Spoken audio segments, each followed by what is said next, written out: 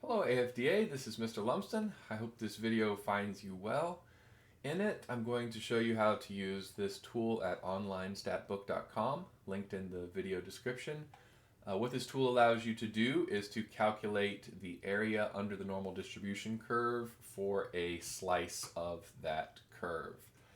And what we mean when we're trying to find a slice of the area under the curve is we're trying to find the probability that a randomly selected data point will fall within a certain range of values. So let's jump right into this with a problem about Oreos. You may remember this one from class, but we did not use this tool when we did that. First of all, let's see what's going on in our fields over here. We have the mean, we have the standard deviation, and you can see the mean is 0 and the standard deviation is 1. That means that this data has been normalized already. So here's our mean right in the middle, the highest point here of the curve. And then we go down 1 standard deviation, down 2 standard deviations, and then 3 standard deviations below the mean. On the other side, we go above 1, 2, 3 standard deviations.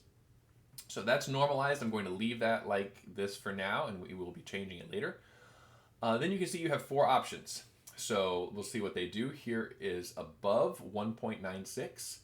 So this is the area to the right of 1.96, and that would be all the data points that are 1.96 standard deviations above the mean and beyond. We can also go below if we click this button, and now it's going to give us everything below 1.96. So this would be everything less than 1.96 standard deviations above the mean. We can also go between.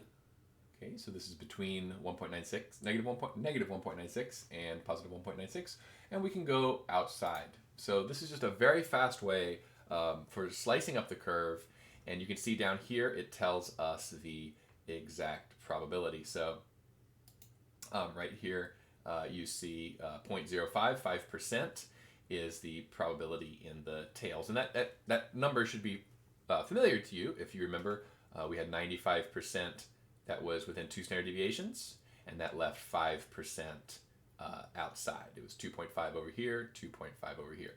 If you don't remember that, that's fine, but that is what's going on here.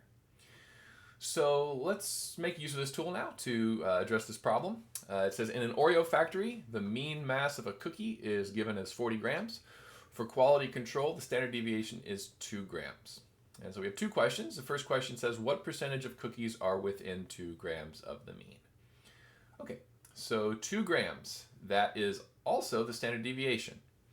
Within 2 grams, if I go down 2 grams, then I am minus 1 standard deviation. So what I'm going to do here is I'm going to go to between, since this is a within problem, and I'm just going to type in minus 1. And I'm going to go over here, and it says within 2 grams of the mean, so that's 1 standard deviation below the mean, or 1 standard deviation above the mean. And when I do that, I can see this familiar minus 1 to 1 situation, and you might remember that as 68% is there, and if we look down at the actual probability, it says 0.6827. So our answer for this first problem is going to be 0.6827, which is just 68%. So 68% of the cookies are going to be within 2 grams of the mean. And all that means is 68% of the cookies are going to be within 1 standard deviation of the mean. So 1 standard deviation to the left, 1 standard deviation to the right. Okay, and then we will look at the second question. Cookies are rejected if they weigh less than 36 grams or more than 44 grams. Okay, so here is 40 grams, my mean, where my cursor is. I can go down 2 grams, that's 1 standard deviation, that brings me to 38. Go down another 2, that takes me to 36. So my lower boundary here, 36 grams, is on minus 2 standard deviations. I'm going to change this to minus 2. And then my upper bound says 44 grams. So that's 40 plus 2 takes me to 44. So my upper bound is 2 standard deviations. And I click out of that box, or I hit enter, or I click recalculate. You can do it any of those ways. And I see my probability down here is 0.9545. Now, I need to be careful here because it's saying what percentage of cookies will be rejected. So they're rejected if they weigh less than 36 or more than 44. So we've done a problem like this before by hand. We know that within 2 standard deviations, the mean is 95%. Okay, so that leaves 5% out here in the tails. But we can use this tool, instead of going between, we could have used outside. That would have been a faster way to do it. And when we do that, it's got just the tails shaded, and it says 0.0455. So our answer here is 0.0455. Let's just round things to the nearest whole number as a percentage, and so the 5 rounds this 4 up to 5%. Okay, which is what we would expect, right? 95% within 2 standard deviation, that means 100% minus 95% out in the tails, 5%. So that is how we can do this problem, but there was actually an easier way to do the problem, and I'm going to show that to you now. This is normalized 0, 1, and that's what we would have to use if we were using a z-score table to look these things up. Goodness gracious, we're not using a z-score table right now. I think they're fun, but I'll show you that when we meet again in person. For today, let's just use this tool to its full power. So the mean was 40, right? And the standard deviation was 2. And now I've got a normal distribution that actually has the data for this set. 40, 38, 36, 42, 44. Okay, and so then instead of dealing with z-scores, I could have said outside 36 and 44. And I get the exact same thing, 0.0455 or 5%. So for the rest of the problems that we worked today, we're going to work 2 more problems. We are just going to be using the data from the set instead of the z-scores. We'll work on z-scores some more next class. It is a good skill to have, but if you have this tool available to you, you don't need to use that. So next problem, the scores on the NAEP 12th grade mathematics test are approximately normally distributed. Sorry, can't talk. The maximum score is 500.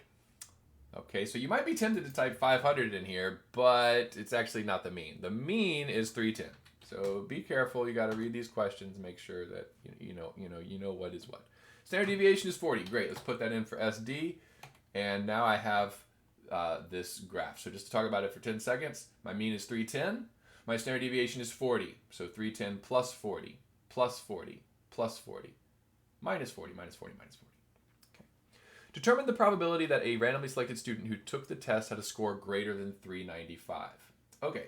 So greater than 395, that's going to be above. I want 395. Hit enter or click recalculate, and it's going to tell me that this is 0.0168. The 6 is going to round that 1 to a 2. So we are there's a 2% probability that a randomly selected student had a score greater than 395. There it is. And that should make sense. If our mean is 310 and this person scored a 395, that is above average. We know that right away. The standard deviation is 40, right? So 2 standard deviations would be 390. So this person was more than 2 standard deviations above the mean. That's a really good score. How good a score was it? They're in the top 2%. Okay, we'll look at one more problem. This one's a 2-parter.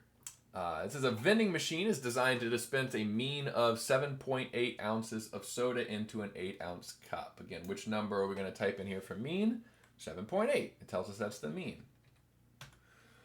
And then the standard deviation is 0.15. Incidentally, you might think this is a ripoff, right? If it's an 8-ounce cup, why is this machine only going to give you 7.8 ounces?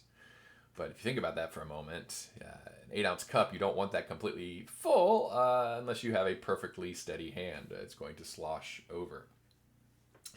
So 7.8 is the mean, 0.15 is the standard deviation. Let's check out our questions. What is the probability that a randomly selected cup of soda has an amount less than 8 ounces? So that's going to be below 8. And recalculate. Okay, so here is Here's all of the data that's below 8 ounces, and my number is 0.9088, which was 91%. So there's a 91% chance that the machine will not overflow the cup. Honestly, I would want to recalibrate the machine with a lower mean or make it more precise so that the standard deviation wasn't so big. That means 1 in every 10 people are gonna get sloshing soda on their hand. Anyway, you don't need to know all that, but that's the sort of thing that this is actually used for out in the world.